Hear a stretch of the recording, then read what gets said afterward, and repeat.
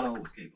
今天呢，就是跟大家推荐一款它已经出了好几年的一款 game，但是我觉得它整个平衡性很不错。那它是属于一个卡牌的游戏，就是这个炉石战记。很多人一定有听过它，它是以魔兽世界的背景为一个主机体，然后来出的一个卡牌 game。过来坐坐，休息一会儿吧。我会推荐它的原因是，这款游戏其实它是一个比较平衡的，它不用花很多钱。那我们现在就开始寻找我们的对手。这是我的习惯了，一进来因为我牌组已经组好了，所以我直接进来我就是直接寻找对手，找人家打上一局，先看一下大概。那我的角色是属于右边的那位麦迪文，是法师。一开始是不是就是先配给你的3张牌？那如果你不要，可以画叉叉。你保留你要，然后不要的就画叉叉，让它再从你的牌堆里面再换。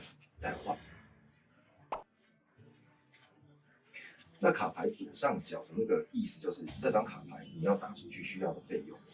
那在我们角色的那个，在我们角色人物下方的那个30是代表我们的血量，那右下角的1/1是代表这回合的行动力。有天分的就知道行动力代表什么，就是你这回合可以花的水晶点数。像我刚进的这张卡牌啊，火焰陷阱，它0水晶点数就是0费的意思。这场对到的是圣骑士，它就是属于一个回合制的，有分先手跟后手，然后你必须要去依照每一个回合去思考你要怎么打你的牌。这牌很多，非常多，这个牌很多组合也让你有很多可以去思考的点。我要思考一下，就当对手在做他的回合的时候，其实你就已经可以去思考说，你下一回合以你现在的手牌能够做什么事情去应对可能性。这游戏它主要就是在训练你的大脑，去猜测你对手可能性的动作，然后去依照你现在手里面能够发挥的资源卡牌去做个应对。那最终目的是把对手的那个30把它打成0，那就是他的血量。像这一打一下变成25，那我的血剩下21。你好啊。这游戏还有另外一个好玩的点，就是它的音效。我为什么会玩法师？因为法师它有一个音效非常之嘲讽，就是这个，那真是蠢，有够嘲讽。所以通常我在遇到日本或者韩国玩家，我就一直按这个，那真是蠢，就是去做个嘲讽，让对手一直听到那真是蠢啊，然后失去了他冷静的判断，开始疯狂的出牌。这个对手等一下应该就开始疯狂的出牌。这边我要想一下要怎么打。就是一直要训练你思考的能力，而且你必须要在它时间内判断，因为它每一回合都有时间限制。我最喜欢玩的就是一直语音嘲讽到他受不了。我曾经因为语音嘲讽让对方受不了，直接投降。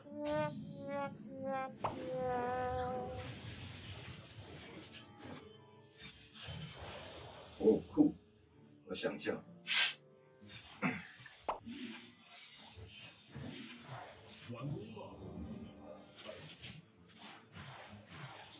这里面的卡牌有非常多的功能。那它每一个职业都有所谓的职业卡牌，然后还有它的中立卡牌。职业卡牌就是该职业才有特殊的技能卡、特殊卡牌。那中立卡牌就是不管你选什么职业都可以用的卡牌。所以这个游戏的排列组合就是卡牌的搭配非常多，大脑思考很严重。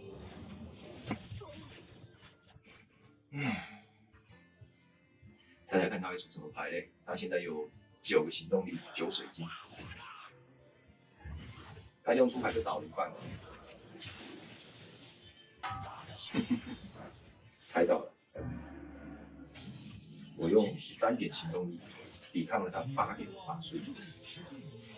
他差不多要投降了啦，因为如果是我也会很崩溃。他差不多要投降，因为如果说我也会很崩溃。其实这款游戏这款游戏给小孩子玩是蛮适合的，因为第一个它不花钱，它没有花什么钱，它真的没有花什么钱，不花钱也可以很强。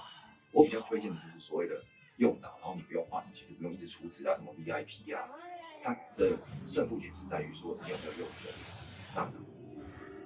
它的场面很不错，挑衅一下。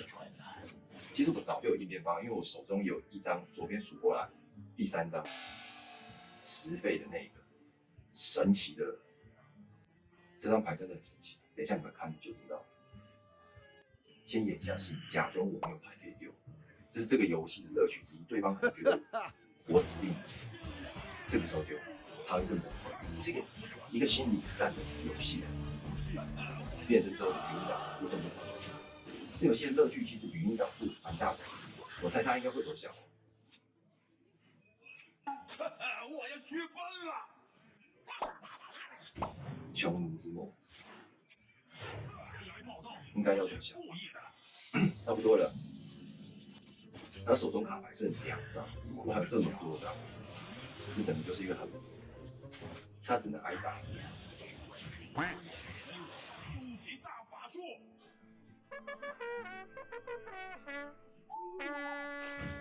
这游戏除了比脑力，还有比运气。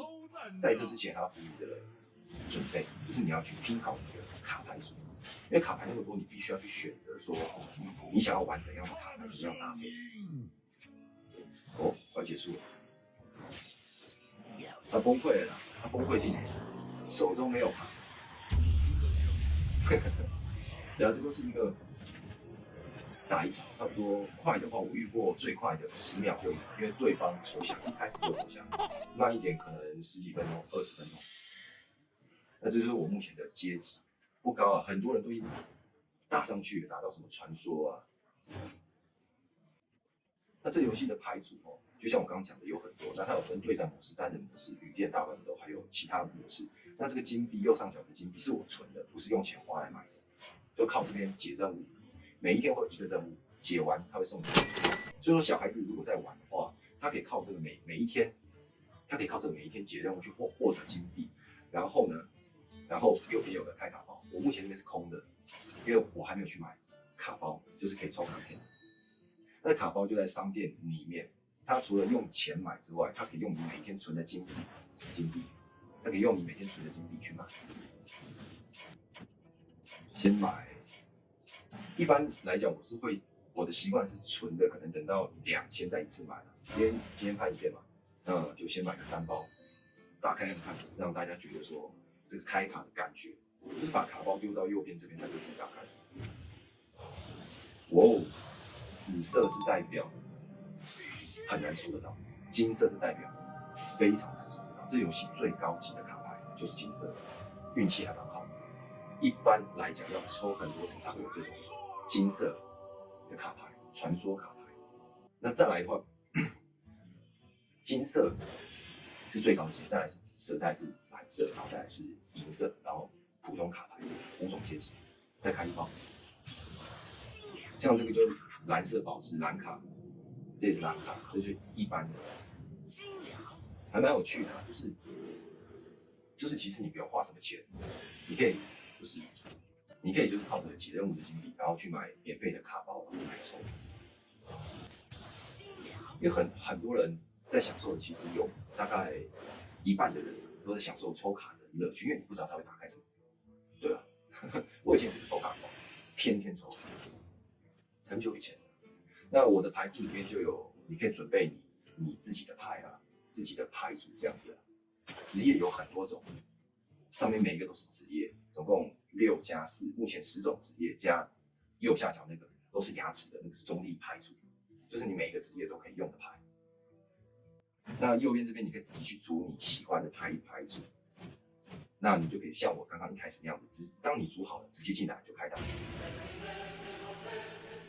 这是单人模式啊，单人模式里面就是有故事啊，有你可以跟电脑来练习对打，然后你不熟的之类的。像会玩的都直接进对战模式，一上线就找人，然后就开始打。那这个旅店大乱斗赢的话会有1包卡包，通常每个礼拜就打赢1场就没有什么人打了。然后接下来就是还有其他模式，这其他模式蛮多人玩的，像英雄战场，蛮多 YouTuber 都在做这个英雄战场的实况。那这朋友选单，有时候有人会观战的，也会跟你聊天或者请益之类的，问你的卡牌堆啊。大致上这个 game 它就是一个不用花什么钱就可以比较强的，所以这是我比较推荐的地方。第一个，它每一把的时间都不长；第二个，其实你不用花任何的钱，半毛不用花，你只要解任务，你可以囤个3天啊，3天的任务一次解啊，就100多金币啊，甚至200金币啊。那也就是说，其实你每一个礼拜或者说你囤每一个月，就可以抽10几包卡牌，根本不用花钱，根本不用花钱。那小孩子也可以玩，平衡，然后不用花什么钱就可以达到一个训练大脑的效果。那如果还有发现一些比较好的 game，再推荐给大家。影片先到这里。